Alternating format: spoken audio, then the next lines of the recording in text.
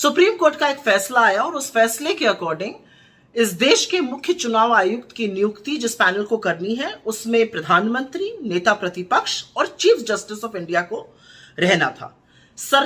मोदी सरकार ने कानून लाकर चीफ जस्टिस ऑफ इंडिया को बाहर किया और मोदी जी के पसंदीदा मंत्री, प्रधानमंत्री के पसंदीदा मंत्री उसमें रहेंगे, प्रधानमंत्री खुद रहेंगे और नेता प्रतिपक्ष रहेंगे। इसके खिलाफ सुप्रीम कोर्ट में एक याचिका दायर हुई। सुप्रीम कोर्ट उस याचिका पर 19 तारीख को सुनवाई करने वाला था, लेकिन आनन फानन में सरकार ने समिति की बैठक बुलाई इस फैसले को करने के लिए। समिति की बैठक में राहुल गांधी जी जो नेता प्रतिपक्ष हैं, उन्होंने मुस्तैदी से कहा कि क्योंकि सुप्रीम कोर्ट इस मामले की सुनवाई करने जा रहा है, हमें उसका इंतजार करना चाहिए और इस बैठक को लंबित कर देना चाहिए, स्थगित कर देना चाहिए।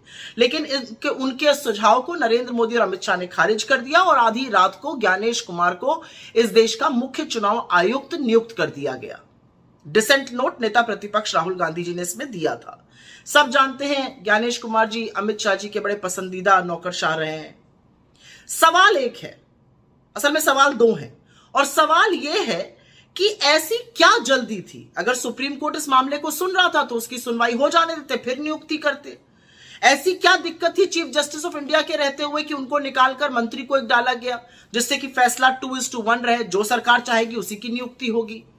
और तीसरी सबसे बड़ी बात यह है कि chief justice of India CBI director की नियुक्ति वाले पैनल में रहेगा, लेकिन चीफ इलेक्शन कमीशन या इलेक्शन कमीशन के पैनल में नहीं रहेगा।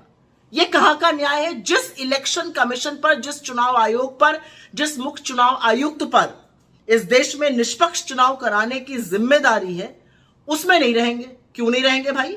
इससे क्या आपको कुछ अटपटा सा, अजीब सा नहीं लगता है? मुझे तो लगता है।